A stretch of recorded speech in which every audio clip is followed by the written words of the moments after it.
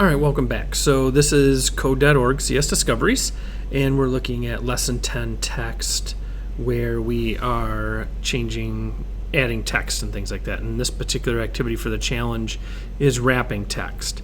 So what we're going to do, as you can see currently, it says fourscore and it just kind of stops. It says fourscore and then 7 years ago doesn't show up on here. And we've got text size, and that's one way we could fix it, is we could do, shrink the text size down, and then, it would make it smaller. But we actually want to work on this wrapping of text so it goes multiple lines here. So it says you already know that the first two parameters of the text block indicate the upper left corner of the text area. There are also two more optional parameters that are hidden by default. These last two parameters indicate the width and the height of the text area. If all 5 parameters are used, GameLab will try to fit the text inside the rectangle defined by these parameters. So let's bring out the text. We'll drag this out here. Well, actually, we already have this. So here's our first parameter. This is just the text. And then this is basically the coordinates, the x and the y. Right? So 30 by 200, so it starts here and then goes across the screen. But if we hit this arrow right here, we're going to get 1. And then we're going to get 2.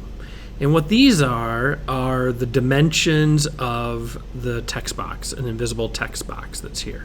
So currently it just stretches across the whole screen and doesn't wrap at all.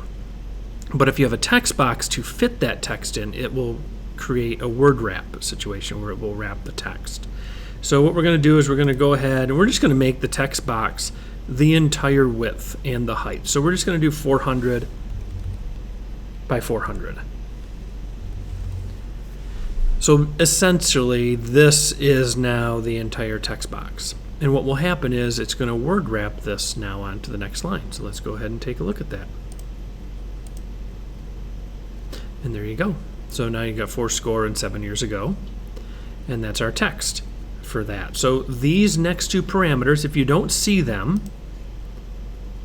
like this, then you just want to add this, hit this arrow, and then you can add the dimensions for your text box, which I just chose 400 by 400, which is the entire screen here. Okay? So that's how you make that work with the text box and getting a word wrap, or wrapping text. All right, hopefully that helps you with your coding, and good luck.